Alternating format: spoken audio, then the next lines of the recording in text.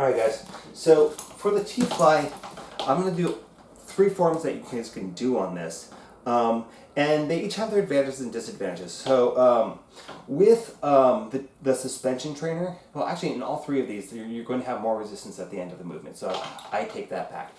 There are ways to change that focus. I think you'd have to probably do it single armed.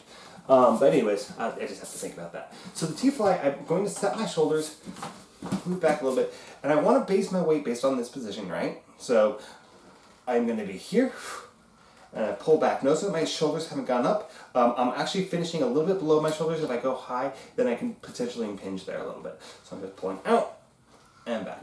So that's one way that you can do it. The second way you can do it is with these types of bands. You can use the 2 bands as well, but you just kind of grab here and come out, right? So because this is going to have more of a mid-range focus, right? And the reason for that is right here I've got no tension. Tension's starting to max out, but once I get to this point, the tension's pushing into my shoulders, right? So instead of with that where the tension's trying to pull my arm back forward, and with the suspension it's going to try to pull my arm back to the center, this isn't doing that, right? You'll find that you get to this position, I could probably hold this all day. My palms are feeling more of the resistance than my back is. There's a little bit of isometric going on in there, but not much, right? Here is where the maximum tension is. Whereas with the other 2 forms that I'm showing you, I'll go into 3. Let's do 3 today.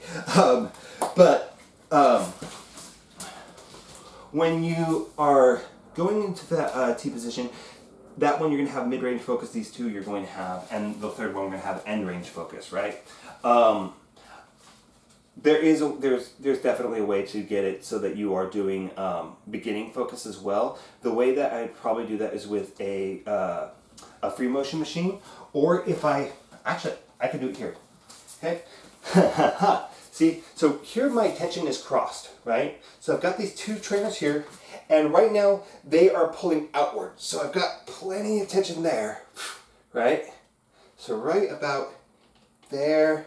And there's a fair amount of tension. So the wider I go with that, the more beginning range of motion tension I'm going to end up having, right?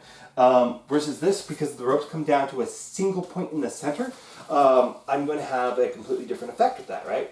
I'm going to have almost no beginning tension, right? This, I could do this all day, right?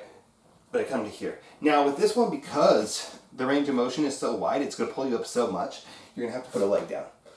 Now, for this one, I didn't change mine, but you're going to want to go onto one of the longer settings, like TRX. If you're going, you might want to go to like mid-calf or fully lengthened for this movement, because you're going to max out your TRX otherwise. This one, because this is sewn here, I don't have enough separation to really do this particularly well. So you could use I'm going to stop calling these the Home Depot version of the TRX, because you shouldn't shop at Home Depot. They donate to Trump. You should be shopping at Lowe's, which has been donating to minority groups. So do that. So these are my Lowe's, or if you're in Seattle, McClendon's suspension trainers. So same deal here, guys, right? Okay, I want to maintain my plank the entire time. I'm keeping a straight line from my head to my heel. And then the last version I can show you guys is going to be the dumbbell version. And this might be too heavy for me. You guys can use weight plates, you can use whatever. So what I'm going to do for this one is I'm going to come down. I'm going to come down into this big lunge. Now I didn't say this in the lunge video, and I should have, but when I do a lunge, I'm not walking a tightrope. I'm keeping my feet shoulder width apart the whole time. Now what I'm going to do is I'm going to come down, and I'm going to rest my chest onto this front leg here. Then I'm here. Oh yeah, I can totally do this. Right? So I'm trying to get as parallel to gravity as possible, and then I'm doing that reverse fly. If you have this, I drift that down with the row on the back, I'm sorry. If I have a tall enough bench, I can just lay flat on that bench and do the exact same movement. So it depends on what tools you have there, but that's going to be your T-fly. All right?